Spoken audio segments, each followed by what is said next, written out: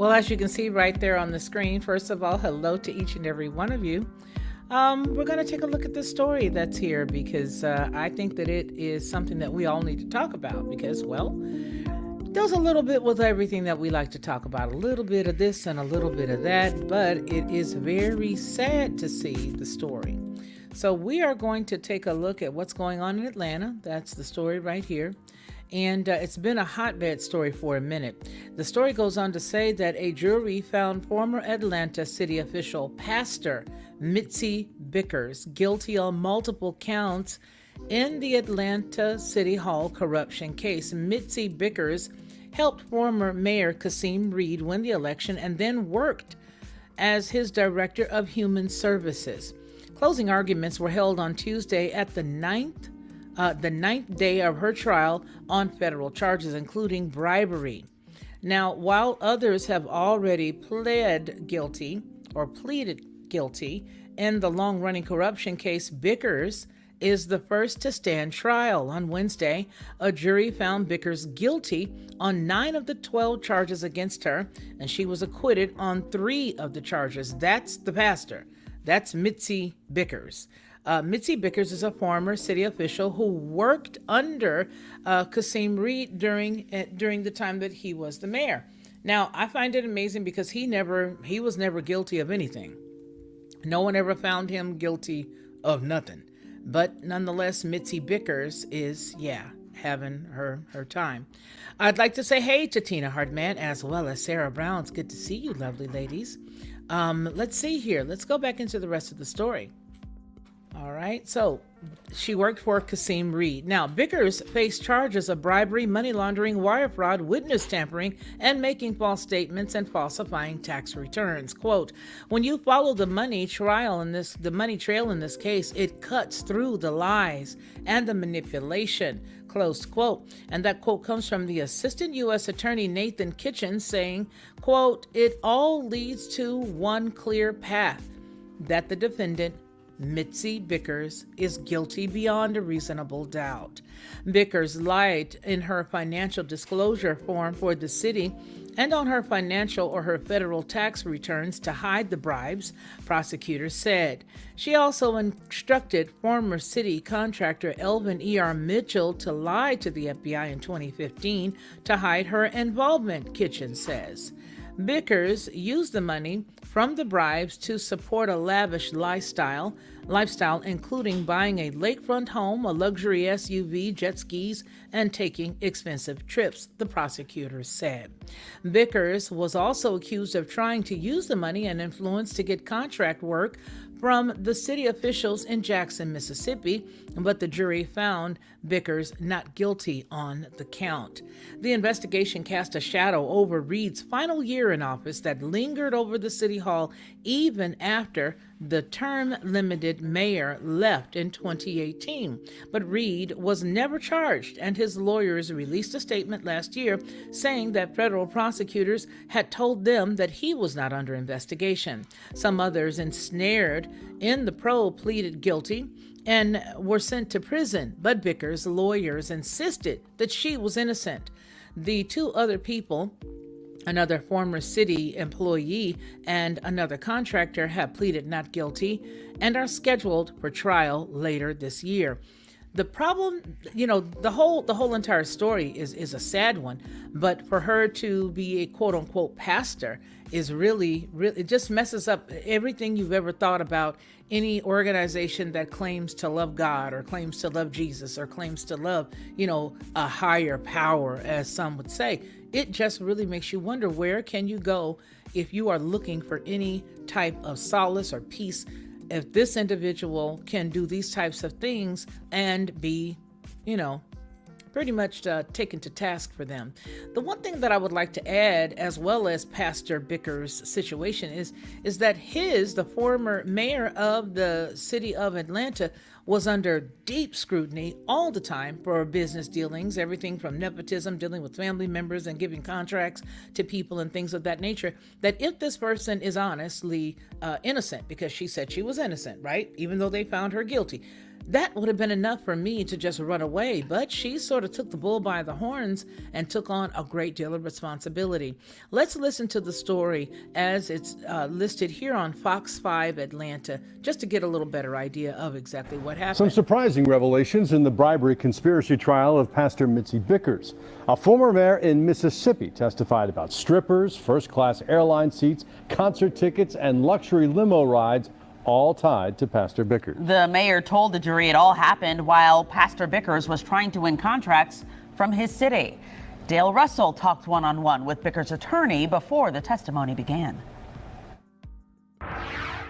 Attorney Drew Findling said he felt he'd made progress late Thursday on his cross-examination of the prosecution's star witness. But then he entered court on Friday and immediately faced salacious testimony about his client. They had a file on this gentleman thicker than the Encyclopedia Britannica. Pastor Mitzi Bickers' attorney Drew Findling feels good after his cross-examination of former Atlanta construction owner E.R. Mitchell's testimony late yesterday.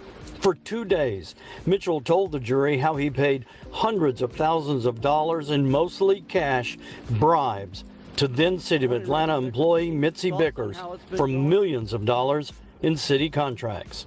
Findling hammered Mitchell on the fact that Mitchell was an undercover FBI informant before allegedly entering into that conspiracy with Bickers to win those contracts. Mitchell became an informant in 2006 after signing a non-prosecution agreement following his involvement in a scandal with other government contracts. We know that he has a history, from the government's perspective, of bribery. Findling suggested to the jury it was E.R. Mitchell and not Mitzi Bickers who walked away with cash from all those city contracts. Where has E.R. Mitchell buried the money? Friday morning, the trial shifted to Jackson, Mississippi, where Bickers faced more damning testimony that she tried to bribe city officials to get contracts. Former Jackson Mayor Tony Yarborough told the jury he hired Bickers to help him run for the job. She did, and he won. He told the jury Bickers wanted 2 city contracts, and soon after the election, she provided him a private jet to Atlanta for a fundraiser for him at her lakefront home. He says he met Mayor Kasim Reed during the weekend and met E.R. Mitchell at the fundraiser. Yarborough testified he also attended an event at a strip club on Bourbon Street in New Orleans. It was hosted by another company, but he says he was surprised to see Pastor Bickers was there all evening as strippers performed for him. And all Yarborough said, along with a private jet, he flew first class on Delta, stayed at the Ritz-Carlton, and was spirited around Atlanta in plush limousines for various different events hosted by Pastor Bickers. Prosecutor Nathan Kitchens asked, "Did your campaign pay for this?" No. Did the city of Jackson pay? No. Bickers listened intently as Yarborough said it all happened while Bickers was bidding on a sewer contract with the city of Jackson, where Yarborough was the mayor. Ultimately, the Jackson mayor told the jury Mitzi Bickers did not win the contract. Under cross-examination, he said he would never take a bribe, and he told Mitzi Bickers only, "I can get you to the table, the rest is up to you." From the federal courthouse, Dale Russell, Fox 5 News.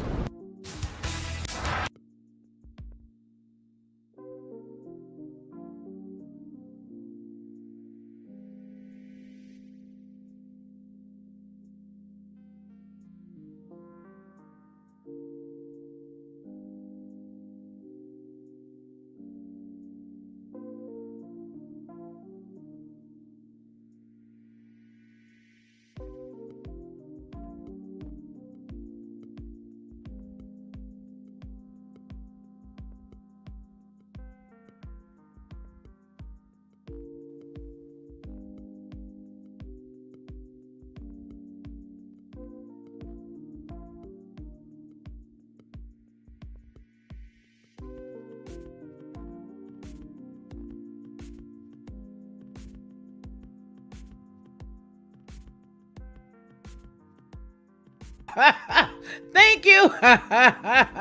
Thank you, you guys. Well, what I was trying to say was Mayor Kasim Reed, and this is things that are already known, he was under a lot of scrutiny from a lot of people during the time that he was the mayor. if I were this Mitzi person and had no intent to do anything harmful or wrong, I would never have gotten involved in that campaign at all. I would have never even been a part of it. Now, this thing not only went to Georgia to be pastor, you're being a pastor in Georgia, and now you're going over here in Mississippi and you're trying to defraud people there. But the guy there in Mississippi said, hey, you know what?